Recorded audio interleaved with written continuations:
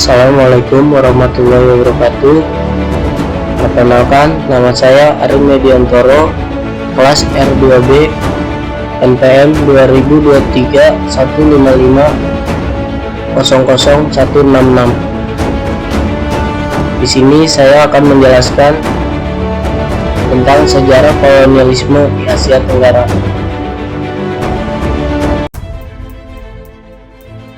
Berikut penjelasannya. Yang pertama, latar belakang munculnya kolonialisme.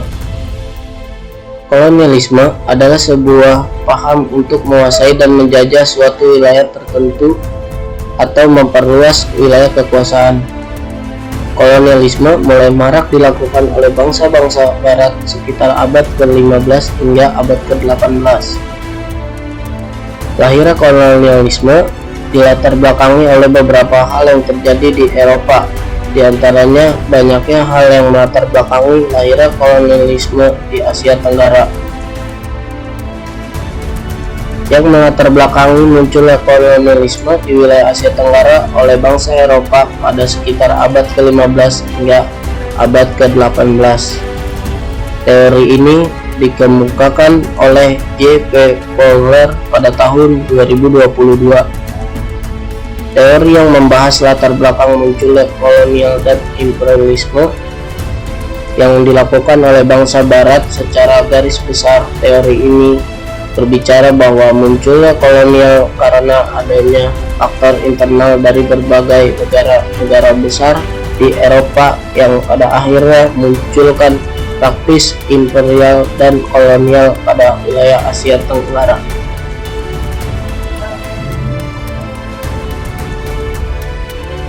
Selanjutnya ada teori tersebut memiliki 3 mekanisme. Yang pertama, keinginan penguasa untuk mendapatkan prestise relatif melalui perluasan wilayah. Yang kedua, tekanan anggaran yang signifikan akibat peperangan antar negara yang berulang. Yang ketiga, pembentukan kelompok-kelompok kepentingan yang kuat dalam bentuk angkatan laut dan tentara yang mempunyai kepentingan dalam kelanjutan jangka panjang imperialisme. Selanjutnya ada negara imperialis dengan negara-negara kolonialnya. Yang pertama ada Portugis. Portugis pertama kali mencapai wilayah Asia Tenggara pada awal abad ke-16. Tepatnya mereka pertama kali tiba di Malaka atau Malaysia pada tahun 1511. Ekspedisi ini dipimpin oleh Afonso de Albuquerque, seorang laksamana Portugis. Tujuan utama mereka adalah untuk menguasai perdagangan rempah-rempah yang sangat menguntungkan pada saat itu. Yang kedua ada Belanda. Belanda ke Asia Tenggara dimulai pada akhir abad ke-16 dan awal abad ke-17 dengan tujuan untuk menguasai perdagangan rempah-rempah yang sangat menguntungkan. Yang ketiga ada Spanyol. Spanyol memulai kolonialisme di Asia Tenggara dengan penemuan dan penaklukan Filipina. Pada tahun 1521, ekspedisi yang dipimpin oleh Ferdinand Magellan. Setelah beberapa dekade tidak ada upaya lanjutan oleh Spanyol, Raja Philip II mengirim ekspedisi lain di bawah pimpinan Miguel López de Legazpi pada tahun 1564. Yang keempat, negara Inggris. Inggris mulai mengirim ekspedisi ke timur jauh untuk mencari jalur perdagangan langsung dengan Asia, terutama untuk mendapatkan rempah-rempah. Inggris dan Belanda bersaing sengit dalam upaya untuk menguasai perdagangan rempah-rempah dan wilayah di Asia Tenggara. Yang kelima ada negara Prancis. Prancis memiliki minat awal dalam perdagangan di Asia Tenggara dan pada akhir abad ke-16 mereka mulai mengirim ekspedisi ke timur untuk mencari keuntungan di wilayah tersebut. Dan yang terakhir ada negara Amerika Serikat. Kedatangan Amerika Serikat ke Asia Tenggara memiliki sejarah yang beragam, dimulai dari abad ke-19 hingga periode pasca Perang Dunia Kedua. Pada abad ke-19, kapal-kapal Amerika Serikat mulai berlayar ke Asia Tenggara untuk berdagang. Amerika Serikat mendapatkan kendali atas Filipina, Guam, dan Puerto Rico dari Spanyol.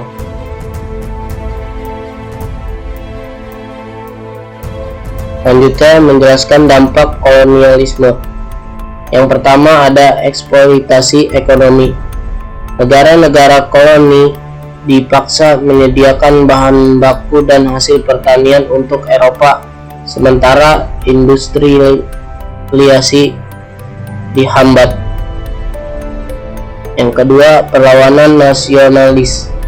Gerakan atau perjuangan yang dilakukan suatu bangsa untuk melawan penjajahan atau pendudukan asing serta untuk mencapai kemerdekaan atau kedaulatan. Yang ketiga ada diskriminasi sosial. Masyarakat lokal mengalami marginalisasi dan diskriminasi dalam berbagai aspek kehidupan.